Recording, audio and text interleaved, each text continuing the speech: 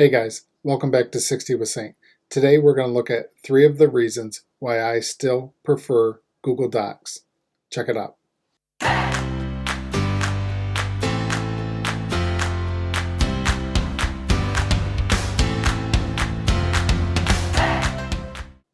So as a math teacher who produces a newsletter weekly, I need all the help with the spelling, punctuation, and grammar that I can get. So when I produce my newsletters, I always start in Google Docs. So here's a little bit of behind the scenes. I have it color coded for me, but this yellow just means it's already been posted and used. But you can see any article that I've ever written for my newsletter, I have to do it in Docs because it's very versatile. And one of the tools that I use to do that is I'm just going to start a new doc here.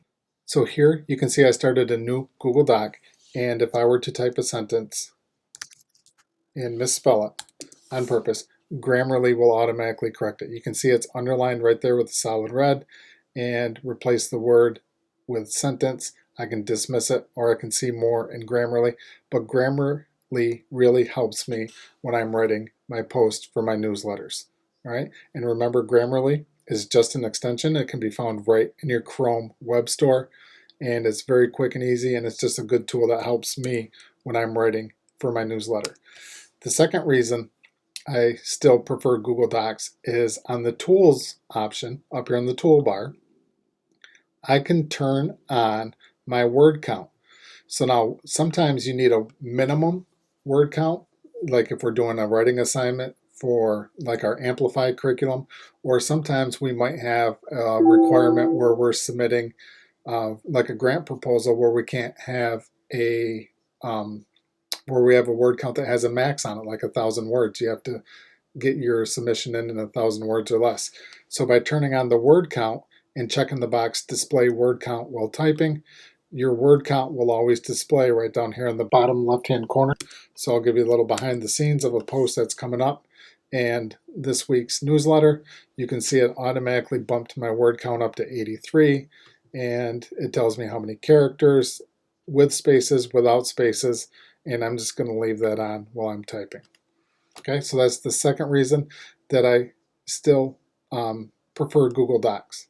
And the third and final reason that I still prefer Google Docs is down here in the bottom right hand corner, there's a little Explore feature. So how Explore works is it's going to analyze your Google Doc once you click on Explore, and it is searching my doc, and it will also search the web for topics that I've written about.